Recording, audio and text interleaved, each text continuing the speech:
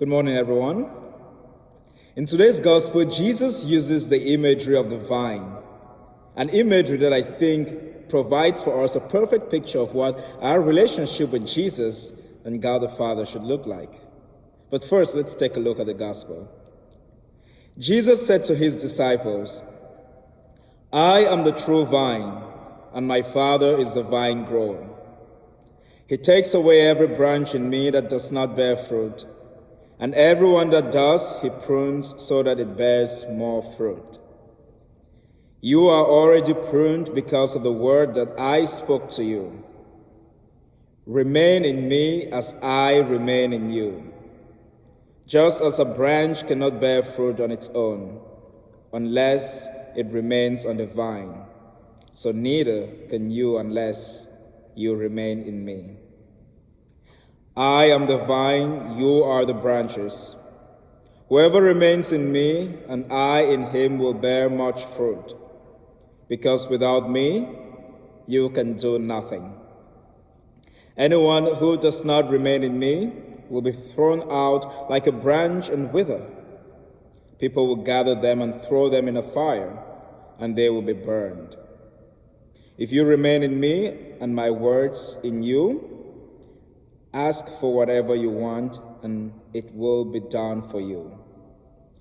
By this is my Father glorified, that you bear much fruit and become my disciples." The Gospel of the Lord.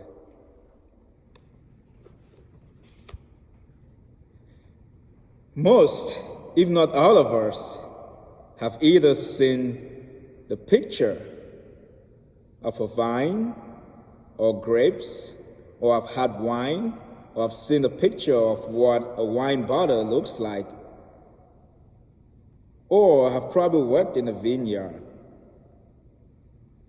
But the truth is that growing up, this gospel did not make a lot of sense to me because I had never seen a vine, and because I was too young to drink, I had not had wine.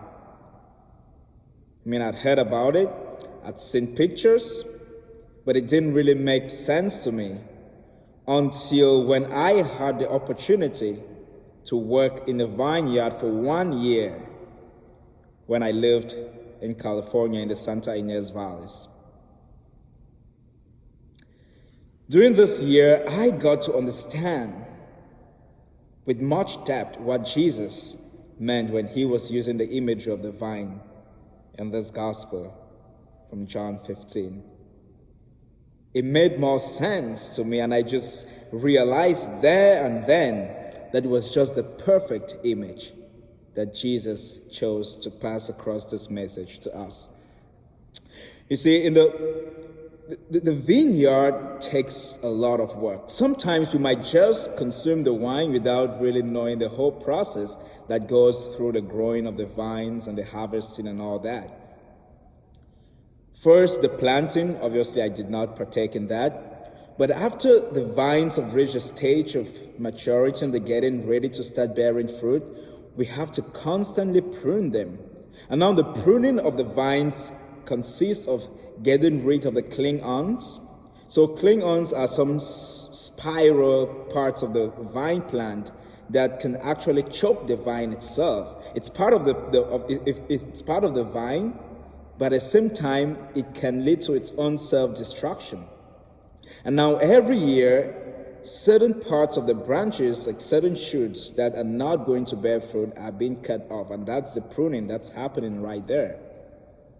And only when all the cling-ons and those parts of the branches that are not helping the plant in any positive way are gotten rid of can we have more fruit.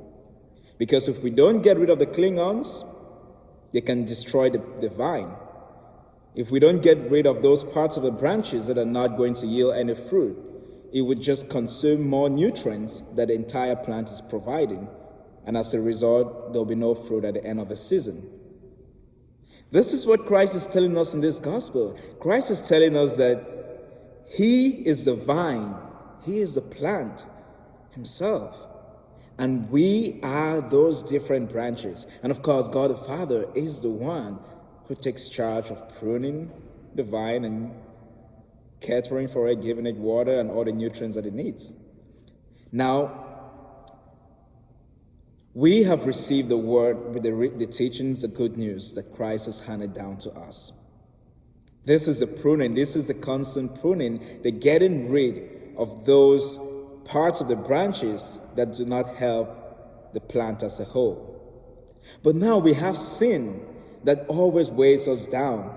Those are the cling-ons that are part of the branches. They're part of the branches.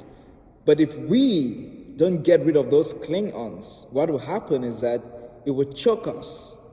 Again, the cling-ons lead to a self-destruction of the plants. And that is exactly what sin does to us. If we don't get rid of the cling-ons, we're actually leading to our own self-destruction. If we don't prune and cut those parts of the branches that only extract nutrients from us, at the end of the day, we will bear no fruit. And Jesus says that He is the main plant itself. And without Him, we cannot bear any fruit, because if the branch is cut off from the main vine, it withers, it dies. That's what happens. And in my experience in the vineyard, what happens was that even the parts that were cut off from the vine were not even used as manure for the plants. They were worthless. They were all gathered and thrown away. And that is what happens when we get rid of those cling-ons, the sins, the things in the world, the different possessions, anything, whatever it is that we're clinging onto that is leading to our own self-destruction. Those things are worthless even when we cut them away. But as long as we hold on to them, they lead to our own self-destruction. So Christ says that anyone who does remain in Him, any branch that remains attached to the main plant, will bear much fruit, and will remain attached by listening to the word of the Lord constantly and putting it to practice. But again, always acknowledging that we are imperfect, and because of our weaknesses, we are going to sin. And when we sin, we have to always remember to cut the cling-ons, to get rid of the cling-ons. Just as Christ fell on the road to Calvary 3 times, but He didn't stay there. He kept on standing at each moment and moving. So when we sin, it's not time for us to give up. When we sin, it's time for us to get the scissors or whatever tool we're using to cut off the cling-ons and remain attached to the vine, so that at the end of the day, we can bear much fruit. For as Jesus says, that whatever we will ask of Him, He will give us, so that His Father is glorified. Have a great day, and God bless you.